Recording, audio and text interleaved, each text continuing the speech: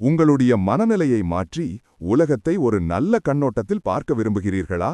ஆனால் எங்கே ஆரம்பிக்க வேண்டும் என்று தெரியவில்லையா? அடிக்கடி மன அழுத்தத்துடனும் கோபத்துடனும் கவலையுடனும் இருக்கிறீர்களா? இந்த கேள்விகளுக்கு நீங்கள் ஆம் என்று பதிலளித்தால் இந்த சுருக்கம் உங்களுக்காகத்தான். இந்த ஆடியோ புக் சுருக்கத்தில் உணர்ச்சி ரீதியான துன்பத்தை முடிவுக்கு கொண்டு வருவதற்கும் உண்மையான மகிழ்ச்சியை திறப்பதற்கும் உள்ள வழிகளை நீங்கள் கண்டறிவீர்கள். இந்த சுருக்கத்தின் முடிவில் உங்களுக்கு அமைதியான மற்றும் நிறைவான வாழ்க்கைக்கு வழிகாட்டும் நடைமுறை குறிப்புகளையும் நுண்ணறிவுகளையும் கற்றுக்கொண்டிருப்பீர்கள். உங்கள் மனதை ஆழமாக புரிந்து கொண்டு வாழ்க்கையின் சவால்களை எளிதாகவும் மகிழ்ச்சியுடனும் நீங்கள் சமாளிக்க முடியும் என்று கற்பனை செய்து பாருங்கள். இந்த சுருக்கம் அதிகமாக யோசிப்பதை நிறுத்துவது, எதிர்மறை சிந்தனை முறைகளிலிருந்து விடுபடுவது மற்றும் உங்களுக்குள் ஏற்கனவே இருக்கும் மகிழ்ச்சியை கண்டறிவது எப்படி என்று காண்பிக்கும். உங்கள் எண்ணங்களையும் உணர்ச்சிகளையும் கட்டுப்படுத்துவதற்கான இரகசியங்களை நாங்கள் வெளிப்படுத்துகையில் இறுதி வரை எங்களுடன் இருங்கள். இது உங்களுக்கு உண்மையான அமைதி மற்றும் மனநிறைவை அளிக்கும். இந்த மாற்றத்தை தரும் பயணத்தை நாம் ஒன்றாக தொடங்குவோம். துன்பத்தின் மூல காரணத்தை கண்டறியும் பயணம். துன்பம் இரண்டு வகைப்படும்: உடல் ரீதியான மற்றும் உணர்ச்சி ரீதியான. உடல் ரீதியான பிரச்சனைகள் பெரும்பாலும் தவிர்க்க முடியாதவை, நம் கட்டுப்பாட்டிற்கு அப்பாற்பட்டவை. ஆனால் உணர்ச்சி ரீதியான துன்பத்தை தடுக்க முடியும் என்று நான் உங்களிடம் சொன்னால் என்ன செய்வீர்கள்? வெளி நிகழ்வுகளால் ஏற்படும் உணர்ச்சி வழியிலிருந்து விடுபட்ட ஒரு வாழ்க்கையை நீங்கள் வாழ முடியுமா? அதை நீங்கள் நம்புவீர்களா? நீங்கள் ஒரு கடினமான சூழ்நிலையில் இருக்கும்போது நீங்கள் இரண்டு வகையான சவால்களை எதிர்கொள்கிறீர்கள்: உடல் ரீதியான மற்றும் உணர்ச்சி ரீதியான. முதல் அம்பு, அதாவது உடல் ரீதியான பிரச்சனை, நம் கட்டுப்பாட்டிற்கு அப்பாற்பட்டது என்று புத்தர் ஒருமுறை கூறினார். ஆனால் இரண்டாவது அம்பு, உணர்ச்சி ரீதியான பதில், நாம் முதல் அம்பு நடந்ததற்கு எப்படி எதிர்வினையாற்றுகிறோம் என்பதை பொறுத்தது. அதனால் வரும் வலியை நீங்கள் உணர்வதா அல்லது அதிலிருந்து விடுபடுவதா என்பது முற்றிலும் உங்கள் கையில் உள்ளது. உங்களைச் சுற்றியுள்ள உலகிற்கு நீங்கள் எப்படி எதிர்வினையாற்றுகிறீர்கள் என்பதிலிருந்துதான் உணர்ச்சி ரீதியான துன்பம் எழுகிறது. ஒரு எதிர்மறையான சூழ்நிலை கடந்து நீண்ட நேரத்திற்கு பிறகும் நீங்கள் அதை பற்றியே நினைத்து உங்கள் மனதில் அதன் தாக்கத்தை பெரிதாக்கும்போது அது தொடங்குகிறது. ஒவ்வொரு நாளும் எல்லோருக்கும் கெட்ட விஷயங்கள் நடக்கின்றன. சிலர் சிறிய அசௌகரியத்தை அனுபவிக்கும்போது மற்றவர்கள் ஆழமான சோகம் அல்லது மனச்சோர்வை உணரலாம். இது போன்ற நிகழ்வுகளுக்கு பிறகு நன்றாக உணர்வதற்கும் தொடர்ந்து வருத்தத்துடன் இருப்பதற்கும் உள்ள வித்தியாசம் நீங்கள் அவற்றை எப்படி கையாளுகிறீர்கள் என்பதை பொறுத்தது. வலியை தவிர்ப்பதற்கு ஒரு வழி இருந்தால் இவ்வளவு பேர் ஏன் மகிழ்ச்சியாக இல்லை என்று புத்தர் ஒரு கேள்வியை எழுப்பினார். ஆசிரியர் ஜோசப் ஆரம்பத்தில் இதை புரிந்து கொள்ளவில்லை. வலியை தவிர்ப்பது எப்படி என்பதை புரிந்து கொள்ள ஜோசப் தன் வாழ்க்கையின் பல அனுபவங்களை மீண்டும் அனுபவிக்க வேண்டியிருந்தது. பல ஆண்டுகளாக ஜோசப் பட்டறைகள், ஆன்மீக வகுப்புகள், யோகா மற்றும் தியானம் மூலம் பதில்களை தேடினார். வழியில் தனது தீங்கு விளைவிக்கும் பழக்கங்களையும் மாற்றினார். இவ்வளவு முயற்சிக்கு பிறகும் ஜோசப் தனக்குள் ஏதோ குறையாக உணர்ந்தார். அவரது கவலைகளும் தொல்லைகளும் நீடித்தன. இந்த சுயமுன்னேற்ற பயணத்தின் முடிவில் அவருடைய கவலையின் அளவு மோசமானது. நம்பிக்கை இழந்து கைவிடும் நிலையில் இருந்தபோது ஜோசப் ஒருவரை சந்தித்தார். அவர் ஜோசப்பின் வாழ்க்கையையும் கண்ணோட்டத்தையும் மாற்றினார். ஜோசப்பின் கேள்விகள் இருக்கும் திசையை அவர் காட்டினார். இந்த நபர்தான் ஜோசப்பின் ஆன்மீக குரு மற்றும் பயிற்சியாளர். அவர் எல்லோர் துன்பத்திற்கும் காரணம் அவர்களுடைய மனம்தான் என்று வெளிப்படுத்தினார். ஆரோக்கியமற்ற மனநிலையுள்ளவர்கள் மற்றவர்களை விட அதிகமாக துன்பப்படுவார்கள். உங்கள் மனம் உங்கள் மிக மோசமான எதிரியாகவோ அல்லது உங்கள் சிறந்த நண்பனாகவும் இருக்கலாம். நீங்கள் சூழ்நிலைகளையும் உணர்ச்சிகளையும் எப்படி கையாளுகிறீர்கள் என்பது உங்கள் பழக்க வழக்கங்களையும் மனநிலையையும் பொறுத்தது. மனம் எப்படி வேலை செய்கிறது என்பதை நீங்கள் புரிந்து கொண்டால் மகிழ்ச்சியை அடைய அதை எப்படி பயன்படுத்துவது என்பதையும் இதன் மூலம் உணர்ச்சி வலியிலிருந்து எப்படி நிரந்தரமாக விடுபடுவது என்பதையும் நீங்கள் கற்றுக்கொள்வீர்கள். எல்லா துன்பங்களின் மூல காரணம். எண்ணங்கள் நம்முடைய யதார்த்தத்தை வடிவமைக்கும், நம் மனநிலையையும் அனுபவங்களையும் மாற்றும் சக்தி கொண்டவை. பெரும்பாலான மக்கள் தங்கள் எண்ணங்களுக்கு எஜமானர்கள் என்று நம்புகிறார்கள். ஆனால் உண்மை அதற்கு நேர்மாறாகத்தான் இருக்கும். நம் எண்ணங்கள்தான் நாம் யார் என்பதை வடிவமைக்கின்றன. எதிர்மறை எண்ணங்களை வைத்திருப்பவர்கள் துயரமான வாழ்க்கையை வாழ்கிறார்கள். பெரும்பாலும் கோபம், பயம் மற்றும் கவலையால் நிரம்பியிருக்கிறார்கள். அவர்கள் தங்களை சுற்றியுள்ள எல்லோரையும் எதிரிகளாக பார்க்க முனைகிறார்கள். இதன் விளைவாக தவறான முடிவுகளை எடுப்பதால் தங்களுக்கு பாதகமான சூழ்நிலைகளில் மாட்டிக்கொள்கிறார்கள். மறுபுறம் நேர்மறை எண்ணங்கள் கொண்டவர்கள் தங்கள் வாழ்க்கையில் மகிழ்ச்சியை ஈர்க்கிறார்கள். அவர்கள் திருப்தியான வாழ்க்கையை வாழ்கிறார்கள், மேலும் எல்லாம் தங்கள் விருப்பத்திற்கு ஏற்பட போல தோன்றுகிறது. அவ்வப்போது சிறிய பின்னடைவுகள் ஏற்பட்டாலும் அவர்கள் பொதுவாக தங்கள் வாழ்க்கையை பற்றி நன்றியுடன் உணர்கிறார்கள். மேலும் அவர்கள் பெறும் அனைத்திற்காகவும் நன்றி செலுத்துகிறார்கள். 2 தனிநபர்கள் வாழ்க்கையில் ஒரே மாதிரியான அனுபவங்களை சந்திக்கலாம், ஆனால் அதைப் பற்றி மிகவும் வித்தியாசமாக உணரலாம். உதாரணமாக, ஒருவர் ஒரு வீடு வைத்திருப்பதற்கு நன்றி சொல்லலாம், மற்றவர் தங்கள் வீடு அவர்கள் விரும்பிய அளவுக்கு பெரிதாக இல்லை என்பதால் திருப்தியற்றதாகவும் வருத்தத்துடனும் இருக்கலாம். இது ஒருவரின் எண்ணங்களை பொறுத்தது. நம்முடைய சூழ்நிலைகளும் அனுபவங்களும் கிட்டத்தட்ட ஒரே மாதிரியாக இருந்தாலும் நம்முடைய அனுபவங்களில் உள்ள வேறுபாடு நம்முடைய கண்ணோட்டத்திலிருந்து வருகிறது. உண்மை எல்லாவற்றுக்கும் ஒன்றுதான், ஆனால் அதை பற்றிய நம்முடைய பார்வைகள் பெரிதும் மாறுபடும். தியானத்தின்போது கவனம் செலுத்த சிரமப்பட்ட ஒரு இளம் ஜென் துறவியை பற்றி யோசித்து பாருங்கள். அவர் தியானம் செய்ய ஒவ்வொரு முறையும் அது கடந்து செல்லும் பூனையாகவோ அல்லது சத்தமாகவோ இருக்கலாம், ஏதோ ஒரு வெளியிலிருந்து வரும் தொந்தரவால் அது பாதிக்கப்பட்டது. அமைதியை தேடி அவர் தனது தியான இடத்தை பல்வேறு அமைதியான இடங்களுக்கு மாற்றிய போதிலும் அவர் இன்னும் கவன சிதறல்களை எதிர்கொண்டார். இறுதியில் கவன சிதறல்கள் அவருடைய கவனத்தை கலைக்கவில்லை, மாறாக இந்த தொந்தரவுகளுக்கு அவர் காட்டிய எதிர்வினைகள்தான் உண்மையான காரணம் என்பதை அவர் உணர்ந்தார். இந்த உணர்தல் நம்முடைய துன்பம் நமக்கு என்ன நடந்தது என்பதிலிருந்து வரவில்லை, மாறாக அந்த நிகழ்வுகளைப் பற்றி நாம் எப்படி நினைக்கிறோம் என்பதிலிருந்து வருகிறது. நம்முடைய எண்ணங்கள் நம் உணர்ச்சிகளை கட்டுப்படுத்துகின்றன. எதிர்மறை எண்ணங்கள் நம்மை மோசமாக உணர வைக்கின்றன, நேர்மறை எண்ணங்கள் நம்மை நன்றாக உணர வைக்கின்றன. உங்கள் துன்பத்திற்காக வெளி நிகழ்வுகளை நீங்கள் குறை சொல்ல முடியாது. வாழ்க்கை இயல்பாகவே ஏற்றத்தாழ்வுகளுடன் வருகிறது. நம்மை நாமே சிக்கலாக்கிக் கொள்கிறோம். இந்த எதிர்மறை எண்ணங்கள் இல்லாமல் வாழ்க்கை எப்படி இருக்கும் என்று நீங்கள் எப்போதாவது யோசித்திருக்கிறீர்களா? அவை இல்லாமல் நீங்கள் நிச்சயமாக ஒரு சிறந்த மற்றும் அமைதியான வாழ்க்கையை வாழ்வீர்கள். எந்த சூழ்நிலையையும் மாற்ற முடியும். எந்த சூழ்நிலையும் இயற்கையாகவே துன்பத்தை ஏற்படுத்தாது. அந்த சூழ்நிலையை பற்றிய நம்முடைய சிந்தனைதான் நம் துன்பத்திற்கு காரணம். நாம் ஏன் சிந்திக்கிறோம்? நம்முடைய மனம் தினமும் ஆயிரக்கணக்கான எண்ணங்களை உருவாக்குகிறது. சராசரியாக நம்மை சுற்றியுள்ள உலகிற்கு பதிலளிக்கும் விதமாக 6000 எண்ணங்கள் எழுகின்றன. இவற்றில் பெரும்பாலானவை எதிர்மறையானவை. நாம் எதிர்மறையை ரசிப்பதால் அல்ல, ஆனால் இது வரலாற்று ரீதியாக உயிர் வாழ உதவியது. இந்த போக்கு எதிர்மறை சார்பு என்று அறியப்படுகிறது. இதில் மனம் சாத்தியமான ஆபத்துகளில் கவனம் செலுத்துகிறது. இது நம் முன்னோர்களின் உயிர்வாழலுக்கு முக்கியமான சண்டை அல்லது பறந்து போ என்ற பதிலை தூண்டுகிறது.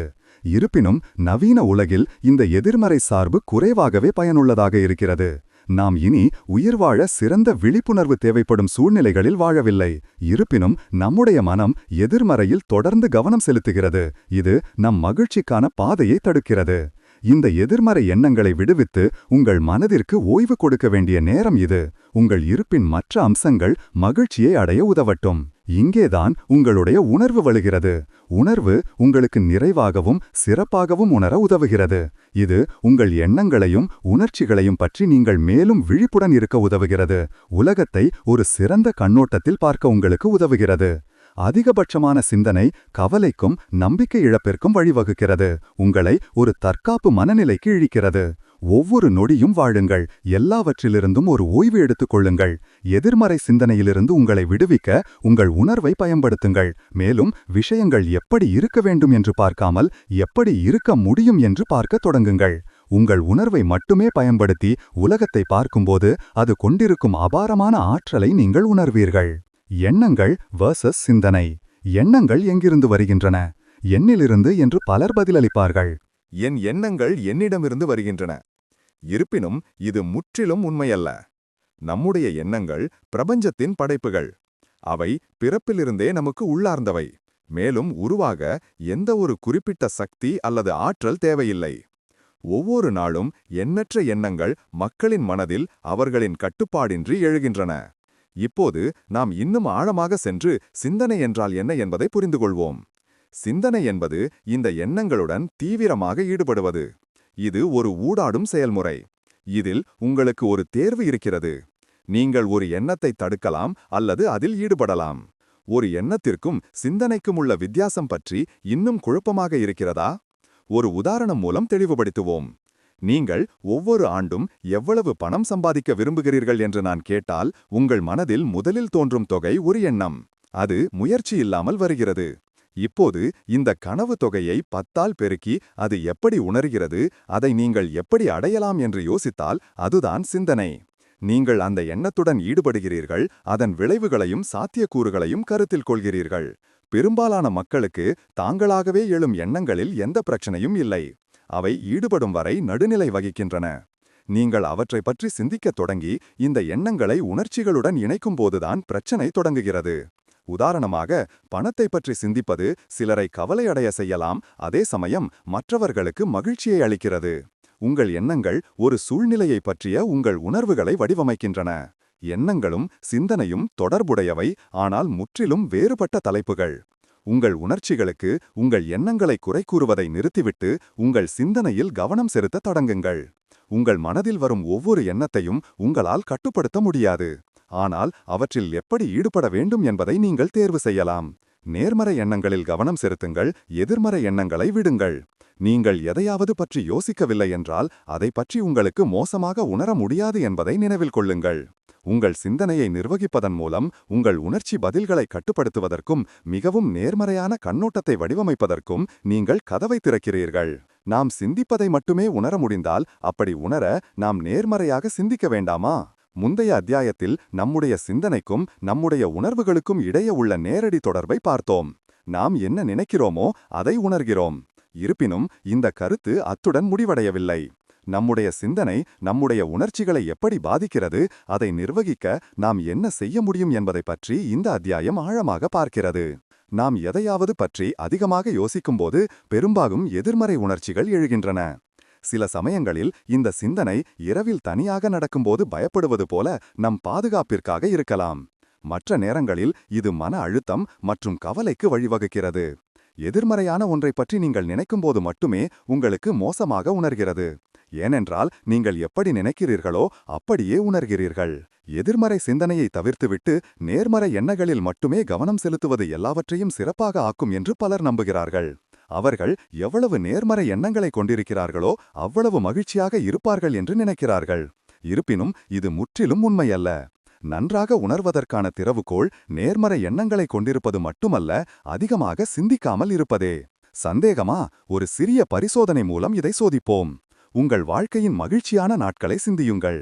அந்த நேரத்தில் உங்கள் மனதில் என்ன எண்ணங்கள் ஓடிக்கொண்டிருந்தன என்று நினைவுபடுத்த முயற்சி செய்யுங்கள். பெரும்பாலான மக்கள் அந்த தருணங்களிலிருந்து எந்த குறிப்பிட்ட எண்ணங்களையும் நினைவுபடுத்த முடியவில்லை என்று சொல்வார்கள். அது ஏன்?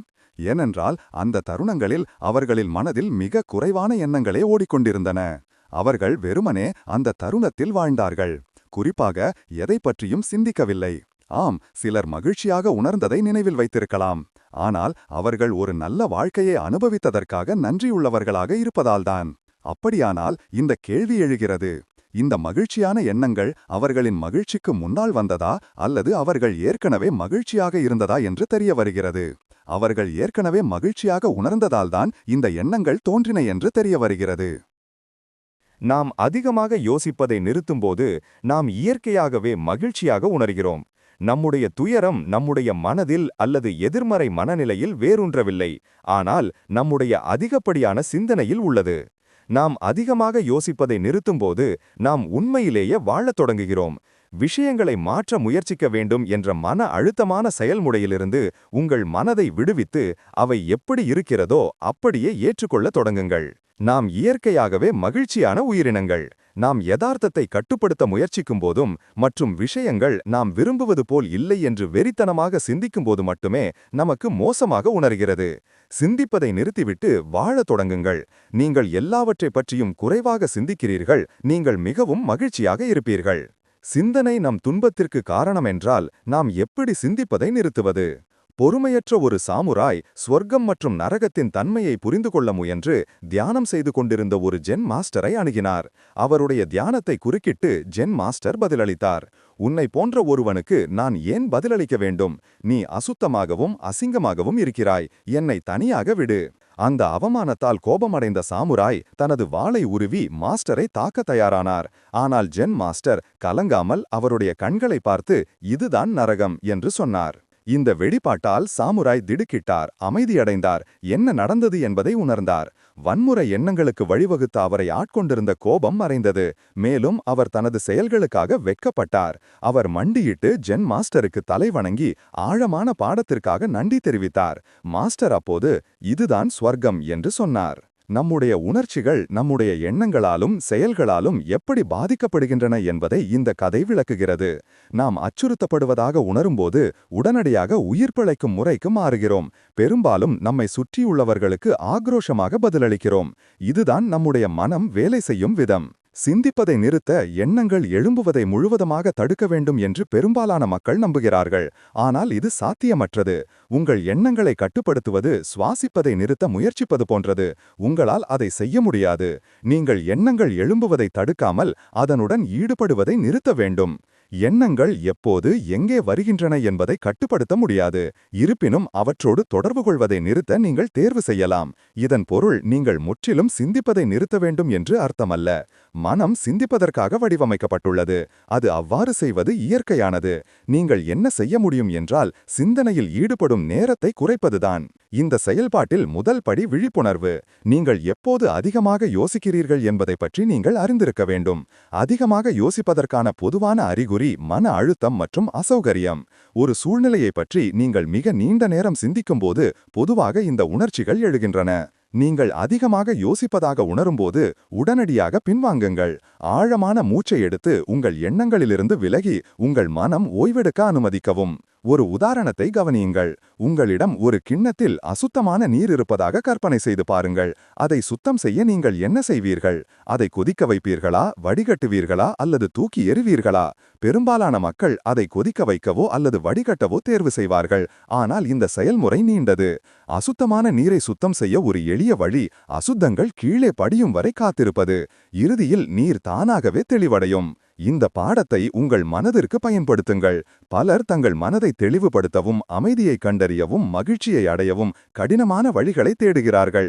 ஆனால் பதில் எப்போதும் அவர்களுக்கு முன்னால் இருந்திருக்கிறது. எதிர்மறை உணர்ச்சிகள் சிந்தனையால் உருவாக்கப்படுகின்றன. நம்முடைய மனங்கள் அமைதியற்று இருக்கும்போது நாம் அசுத்தமான நீர்க்கிண்ணம் போல சிந்திக்கத் தொடங்குகிறோம். நீங்கள் அமைதியாக உட்கார்ந்து உங்கள் மனதை ஓய்வெடுக்க அனுமதிக்க வேண்டும். உங்கள் எண்ணங்களுடன் நீங்கள் எவ்வளவு போராடுகிறீர்களோ அவ்வளவு வலுவாக உங்கள் உணர்ச்சிகள் மாறும். உங்கள் மனம் தானாகவே அமைதியாக இருக்க அனுமதிக்கவும்.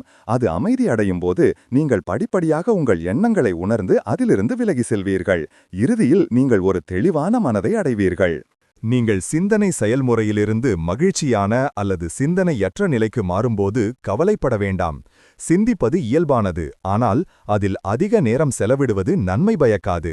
ஒவ்வொரு தருணத்தையும் முழுமையாக வாழ்வதே நம்முடைய குறிக்கோள். அதிகப்படியாக சிந்தித்து நேரத்தை வீணடிப்பது அல்ல. அமைதி ஏற்கனவே உங்களுக்குள் இருக்கிறது என்பதை நினைவில் கொள்ளுங்கள். நீங்கள் சிந்திப்பதை நிறுத்திவிட்டு அதை நீங்களே அனுபவிக்க வேண்டும். அமைதியான மனம் உங்களுக்கு அமைதியான இதயத்திற்கு வழிவகுக்கும். சிந்திக்காமல் நம்மால் எப்படி உலகில் செழிக்க முடியும்? ஒரு எளிய பரிசோதனையுடன் இந்த அத்தியாயத்தை தொடங்குவோம். நீங்கள் உங்கள் வேலையில் முற்றிலும் மூழ்கியிருந்த ஒரு நேரத்தை பற்றி சிந்தியுங்கள். நீங்கள் மிகவும் ஈடுபாட்டுடன் இருந்ததால் உங்களை சுற்றியுள்ள எல்லாவற்றையும் மறந்துவிட்டீர்கள். உங்களுக்கு நினைவிருக்கிறதா? இப்போது அந்த நேரத்தில் உங்கள் எண்ணங்களை பற்றி சிந்தியுங்கள். உங்களுக்கு ஏதாவது எண்ணங்கள் இருந்தனவா? அநேகமாக இல்லை. இது நிகழும்போது நீங்கள் ஒரு வித்தியாசமான நிலைக்குள் நுழைகிறீர்கள். நீங்கள் அந்த பணியுடன் ஒன்றாகிவிட்டீர்கள்.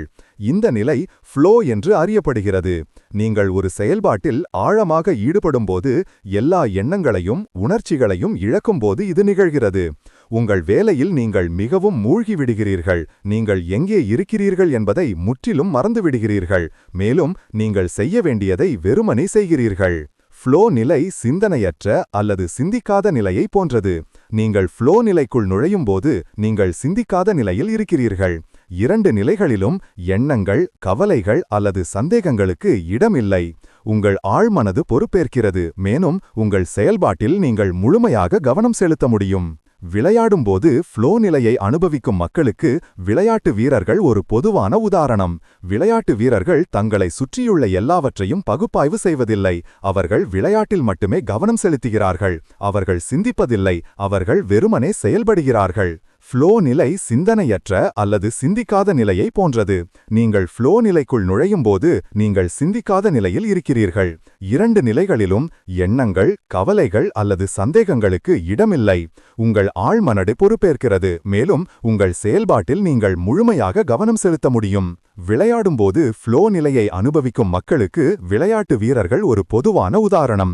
விளையாட்டு வீரர்கள் தங்களை சுற்றியுள்ள எல்லாவற்றையும் பகுப்பாய்வு செய்வதில்லை. அவர்கள் விளையாட்டில் மட்டுமே கவனம் செலுத்துகிறார்கள். அவர்கள் சிந்திப்பதில்லை, அவர்கள் வெறுமனே செயல்படுகிறார்கள். பெரும்பாலான மக்கள் இதை இந்தி ஜோன் என்று குறிப்பிடுகிறார்கள். விளையாட்டு வீரர்கள் இந்தி ஜோனில் இருக்கும்போது அவர்கள் தங்கள் எண்ணங்களை இழக்கிறார்கள், மேலும் அவர்களுக்கு பயிற்சி அளிக்கப்பட்டதை வெறுமனே செய்கிறார்கள். பயிற்சியில் செலவழித்த நேரம் அவர்களை விளையாட்டிற்கு தயார் செய்கிறது, மேலும் விளையாட்டின் போது அவர்கள் தங்கள் சிறந்ததை செய்கிறார்கள். அவர்கள் தாங்கள் செய்வது சரியா தவறா என்று சிந்திப்பதில்லை. அவர்கள் தங்கள் பயிற்சியை நினைவில் வைத்துக்கொண்டு விளையாடுகிறார்கள்.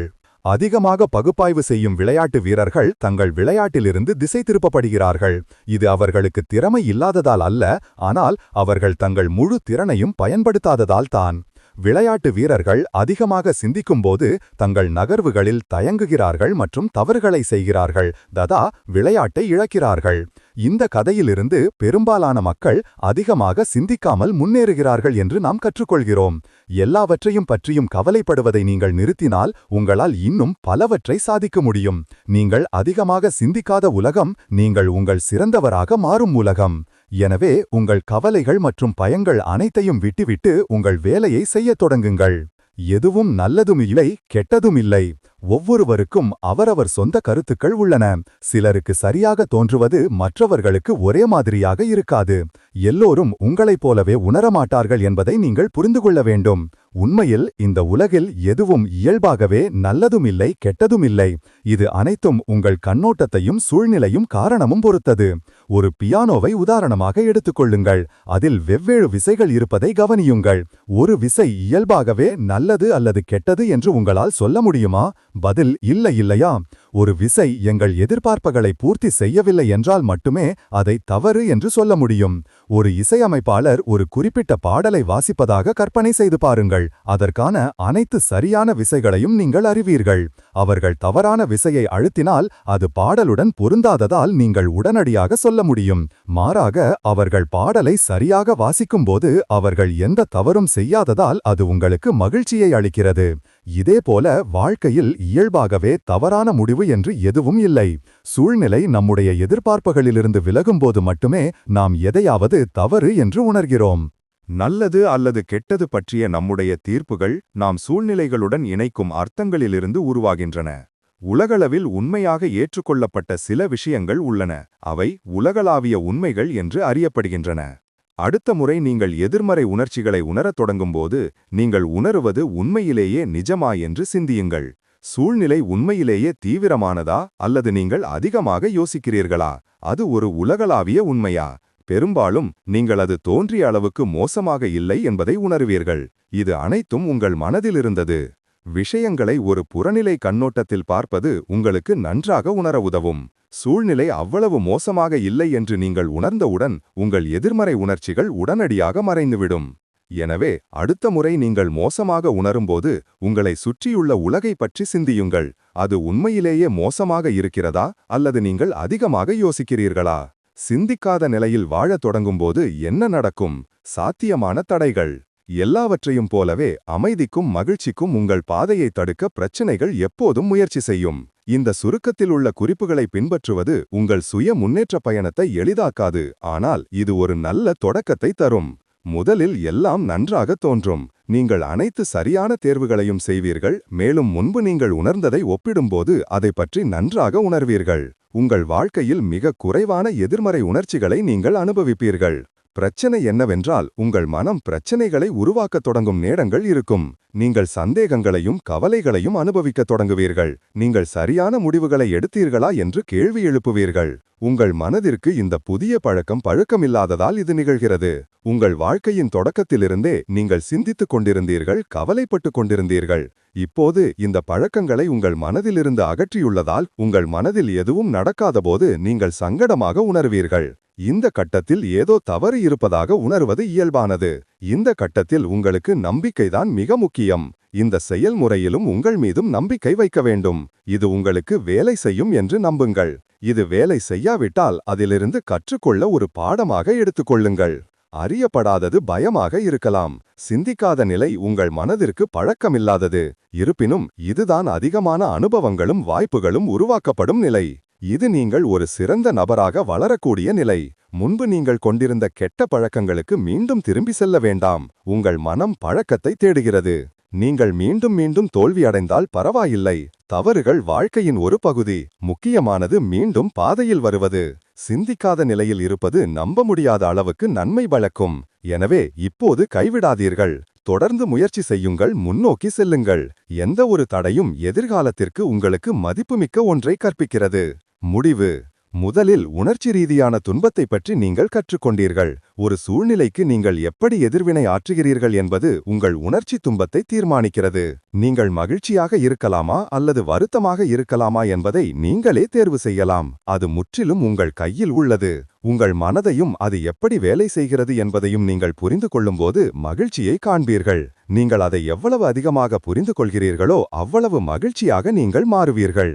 இரண்டாவது, துன்பத்தின் மூல காரணத்தை நீங்கள் ஆராய்ந்தீர்கள். உங்கள் எண்ணங்கள் சக்தி வாய்ந்தவை. நீங்கள் எதிர்மறை எண்ணங்களில் மட்டுமே கவனம் செலுத்தும்போது உங்கள் வாழ்க்கை உங்கள் எண்ணங்களைப் போலவே எதிர்மறையாகிறது.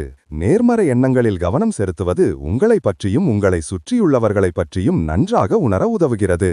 மூன்றாவது, மக்கள் ஏன் சிந்திக்கிறார்கள் என்பதை நீங்கள் புரிந்து கொண்டீர்கள். நம்முடைய மனங்கள் நமக்கு உயிர் வாழ உதவ வடிவமைக்கப்பட்டுள்ளன.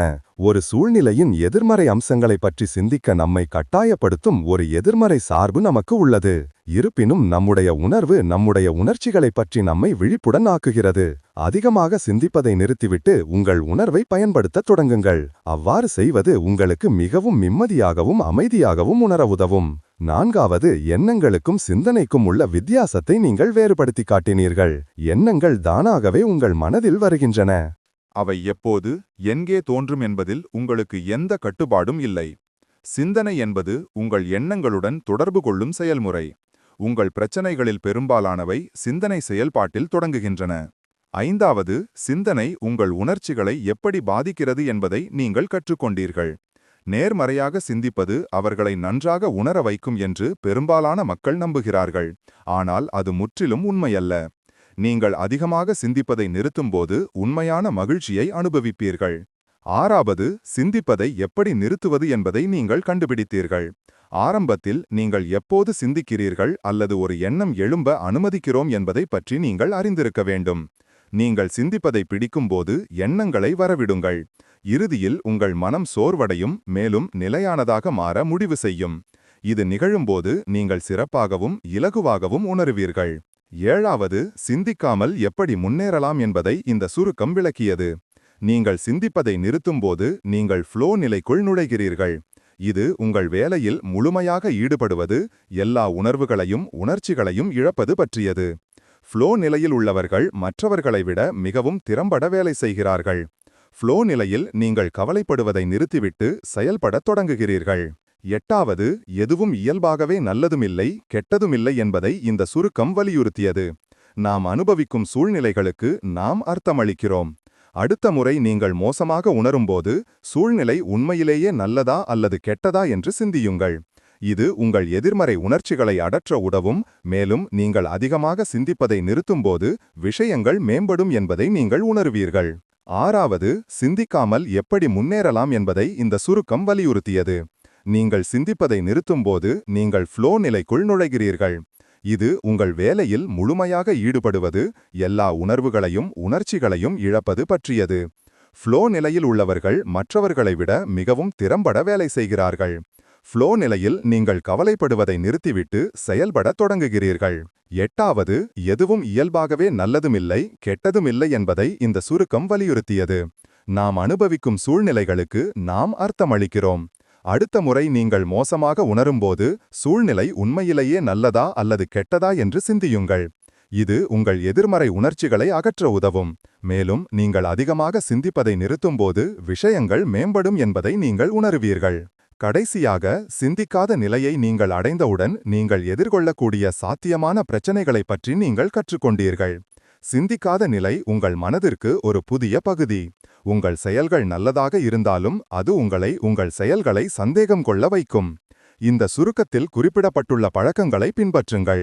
சிந்திக்காத நிலை அமைதிக்கும் மகிழ்ச்சிக்கும் மிகவும் பயனுள்ள பாதை. மகிழ்ச்சி உங்களுக்குள் தொடங்குகிறது.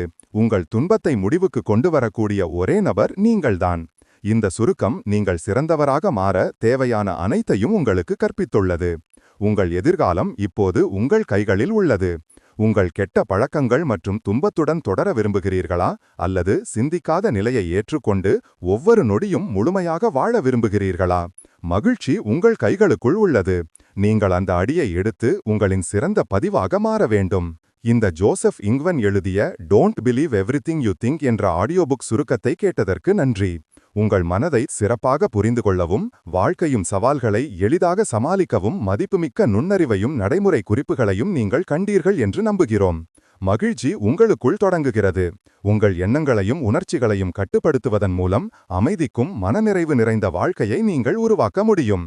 எதிர்மறை சிந்தனை உங்களை தடுக்க விடாதீர்கள். அதற்கு பதிலாக உண்மையான மகிழ்ச்சியை அனுபவிக்க சிந்திக்காத நிலையின் சக்தியை தழுவுங்கள். இந்த சுருக்கத்தை நீங்கள் ரசித்திருந்தால் ஒரு லைக் கொடுத்து உங்கள் நண்பர்கள் மற்றும் குடும்பத்துடன் பகிர்ந்து கொள்ளுங்கள். உங்கள் வாழ்க்கையின் ஒவ்வொரு அம்சத்திலும் நீங்கள் வளரவும் மேம்படுத்தவும் உதவும் மேலும் ஆடியோ புக் சுருக்கங்களுக்கு எங்கள் சேனலுக்கு குழு சேர மறக்காதீர்கள்.